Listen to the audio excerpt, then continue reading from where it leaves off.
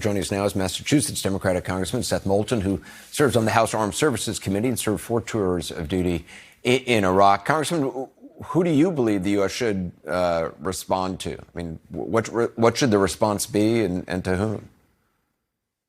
Well, I mean, look, the general and Clarissa are right that what we're trying to achieve is deterrence. Deterrence is hard, but war is worse, Anderson, and we don't want to get involved in a direct war with Iran. That would play right into our enemy's hands. So what the Biden administration is trying to do is find a way to send a clear and decisive message to these militant groups that this kind of behavior will not be tolerated. We're not going to stand for it.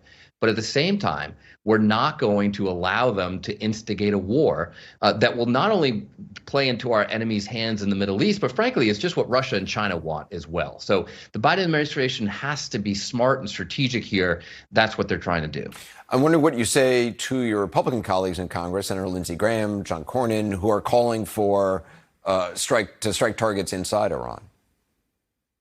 Well, look, everything should be on the table. So I'm not going to sit here tonight and say that we should never consider striking inside Iran. But if they're calling for a war with Iran, then they're not playing on our side. It's interesting you started this hour, Anderson, by listing all the nations that are involved in this effort in the Middle East. And you said none of these nations want a wider war. But these militant groups, these terrorists, they do want a wider war. And it sounds like some of these Republicans do as well. That's playing into our enemy's hands. That's not what we need to do. And let's also not forget that many of these Republicans, some of them actually served in Republican administrations over the last 20 years. Over 20 years, we've had Iranian proxy groups killing U.S. troops in the Middle East. When I was on the ground in Iraq, we were losing hundreds of U.S. servicemen a year to Iranian proxy groups. And under Democratic and Republican administrations, they all tried to find this balance, sending a message to Iran that you can't keep doing this while not starting a wider war. It's obviously hard, Anderson, and we wouldn't still be in that situation today. Yeah, I mean, you talk about the numbers there while you were there. I mean, according to a U.S. official, there have been roughly 165 attacks on American coalition forces in Iraq and Syria just in the recent months. I mean, should there have been action taken by the Biden administration sooner on this? I mean, you can certainly make that argument that they could have been more aggressive earlier.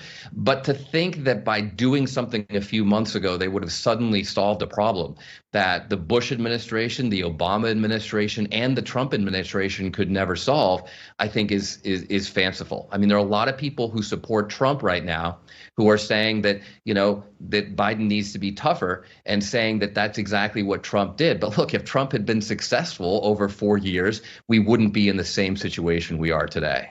I'm wondering, just as a veteran, what's your message to the families of the service members who were killed and wounded?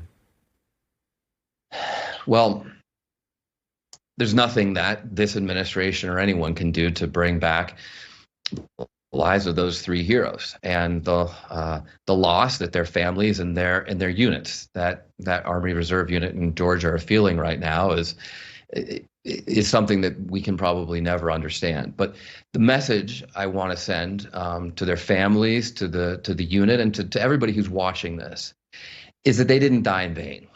That we have troops stationed around the world, including in places like this in the Middle East, because we have a lot of enemies who want to do us harm.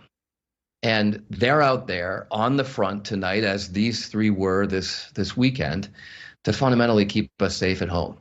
So as we mourn their loss, we're also just incredibly grateful for their service. Well, Congressman Seth Moulton, thank you so much for coming on tonight. I appreciate it.